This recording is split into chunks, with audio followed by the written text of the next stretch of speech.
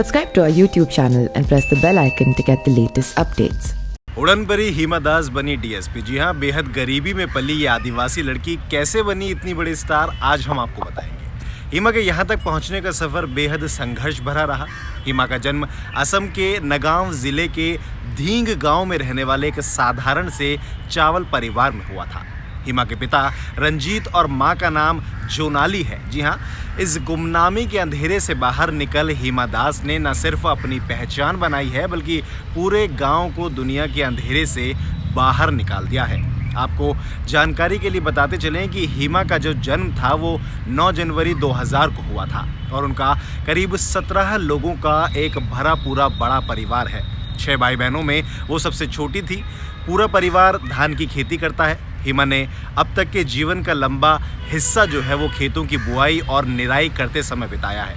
हिमा अपने पिता के साथ खेतों पर काम करती थी और खाली वक्त में खेत के पास मौजूद मैदान पर लड़कों के साथ फुटबॉल खेला करती थी। और ये उनका रोज़ाना का जो दिनचर्या थी वो थी, जब वो पिताजी के साथ खेतों पर जाया करती थी तो फुटबॉल को वो लड़कों के साथ खेला करती थी। फुटबॉल में लड़कों को बराबरी से टक्कर देते देख युवा और खेल निदेशालय के कोच निपुण दास हिमा से काफ़ी प्रभावित हुए, जिसके बाद उन्होंने हिमा को एथलीट बनने की सलाह दी।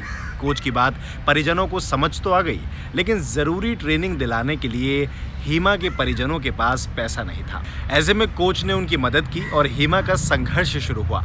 हिमा टायर बांधकर दौड़ा करती थी। पुरानी वीडियोस भी आपने देखी होंगी। पैरों में फटे पुराने जूते भी नहीं थे। नंगे पैर की रेस लगाया करती थी और लगातार रोज़ाना इस तरीके से वो अपनी ट्रेनिंग किया करती थी। उनकी रफ्तार देखकर गांव के लड़के भी दंग रह जाते थे। फिर एथलीट बनने हिमा घर से करीब 140 किलोमीटर दूर गुवाहाटी में चली गई, जहां रहकर उन्होंने सारू सजाई स्पोर्ट्स कॉम्प्लेक्स में ट्रेनिंग लेनी शुरू की। 18 साल की हिमा ने अपने करियर के पहले एथलेटिक्स कंपटीशन में हिस्सा लिया था। तब उन्होंने असम के शिवसागर में हुई इंटर डिस्ट्रिक्ट मीट में हिस्सा लिया था। उनकी लगन और उनकी मेहनत का ये नतीजा निकला कि इस साल अप्रैल में हुए गोल्ड कोस्ट कॉमनवेल्थ गेम्स के दौरान उन्हें चुन लिया गया। जी हाँ, हिमा उस दौरान चुनी गई। वहाँ उन्होंने 400 मीटर की दूरी केवल 51.31 सेकंड में पूरी कर ली थी। वो वहाँ 6ठे स्थान पर रही। उन्होंने पिछले महीने गुवाहाटी में हुए नेशनल इंटर स्टेट चैंपियनशिप में अपनी बेस्ट परफॉर्मेंस भी दी थी। तब उन्होंने 400 मीटर की रेस 51.13 सेकंड में पूरी की थी। वो अब भाला फेंक खिलाड़ी नीरज चोपड़ा के साथ एलीट क्लब में शामिल हो गई थी। हिमा दास ने फिर दुनिया भर में पहचान हासिल की। हिमा दास पहली भारतीय महिला एथलीट हैं जिन्होंने किसी भी फॉर्मेट में गोल्ड मेडल जीता है। उन्होंने IAAF यानी कि international association of athletics federation विश्व U20 यानी कि अंडर 20 चैंपियनशिप में 51.40 सेकंड में ये उपलब्धि अपने नाम की। हिमा साल 2019 में 5 स्वर्ण पदक जीत चुकी हैं। हिमा ने 400 metre track event race 51.46 second में पूरी की थी। ये पहला मौका था जब IAAF के ट्रैक इवेंट में भारत की किसी एथलीट ने गोल्ड मेडल जीता।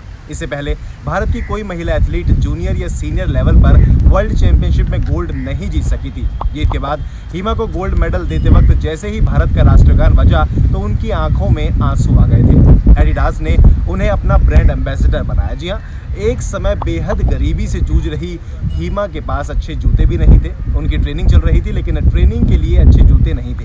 हिमा ने किसी से ये जूते जो थे वो नहीं मांगे, लेकिन पिता गुवाहाटी जाकर 1200 रुपए के जूते खरीद कर लाए थे।